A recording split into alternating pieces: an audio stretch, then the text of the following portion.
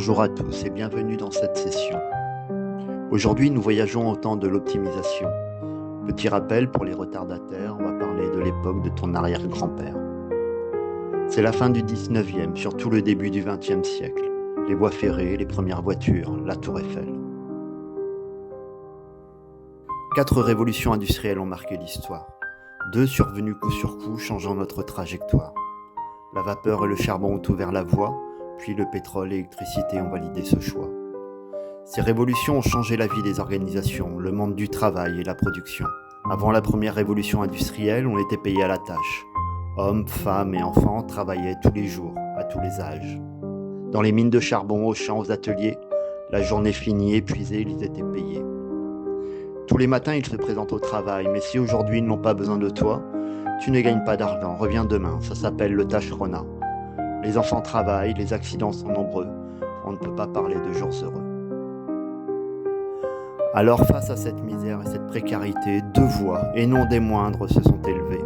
Marx rédige le Capital et questionne les relations de pouvoir, les richesses ne sont pas partagées, les travailleurs sont sans espoir. Le pape Léon XIII, avec l'encyclique, un texte écrit de ses mains, propose un changement, un nouveau chemin. Face à la grande pauvreté, il critique les relations de travail, il prône une alternative, un nouvel idéal.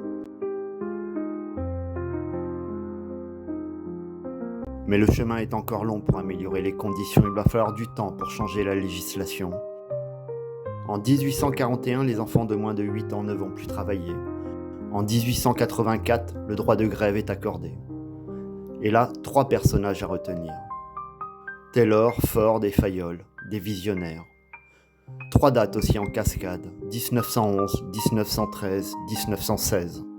Chacune marqua le monde du travail. Le vôtre maintenant, c'est de retenir et comprendre cela. En 1911, Taylor écrit les principes de l'organisation scientifique. Comment rendre les hommes plus efficaces, automatiques. Dès son plus jeune âge, le petit Taylor était obsédé par l'optimisation. À l'usine de son père, il cherchait des gains de temps, chassait les mouvements sans raison. Il chronométrait les ouvriers, analysait leurs actions et se rend compte que diviser le travail apporte des solutions. Taylor rationalise et optimise les mouvements. Avec l'organisation scientifique du travail, il fait gagner du temps. Chaque ouvrier se concentre sur une seule tâche à effectuer. En rationalisant les tâches, il augmente la productivité. En 1913, Henry Ford met en place la chaîne de montage. Une innovation réelle, encore plus d'abattage. La Ford T, un modèle unique produit en masse, les voitures défilent devant les ouvriers qui restent sur place. La machine impose son rythme, il faut se dépêcher. Tout est standardisé, les gestes des ouvriers sont répétés. Ford réduit les coûts de production, vend plus de voitures, mais quand les consommateurs veulent du changement, cela deviendra plus dur. En 1916, Fayol écrit Administration industrielle et générale. La gestion de l'entreprise connaît une révolution avec ces quelques pages. L'ingénieur et ingénieux français apporte une nouvelle vision, optimiser l'entreprise en distinguant les fonctions. Il en distingue 6 au sein des organisations, production, sécurité, commerce, comptabilité, finance et administration. Fayol met l'accent sur la fonction administrative. Pour lui, c'est par là que l'on optimise l'entreprise. Il s'agit de contrôler, organiser, prévoir et coordonner. Assurer que tout fonctionne, que l'entreprise peut évoluer. Fayol prône une structure simple, une hiérarchie bien établie. Le commandement est centralisé, l'autorité bien définie.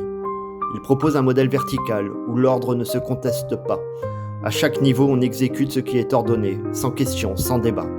Ces 3 pionniers ont rationalisé et optimisé les organisations. Taylor le temps et la productivité, Ford la mécanique, Fayol l'administration.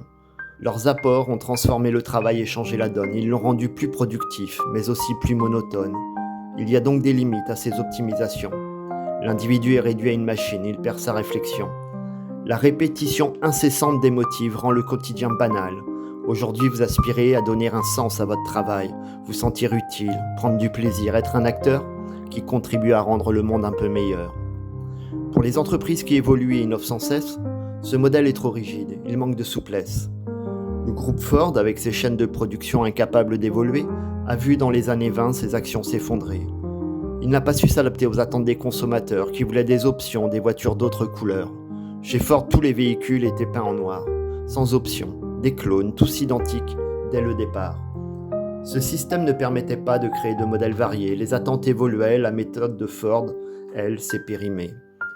Le modèle taylorien ou Fordy s'est adapté à la production de masse. Dans les centres d'appel ou les fast-food, il trouve sa place. Son héritage doit être réévalué, adapté aux besoins actuels, pour un travail plus humain, plus flexible, plus contextuel. Merci de votre attention, à bientôt pour la suite de l'histoire du travail, des organisations, des entreprises.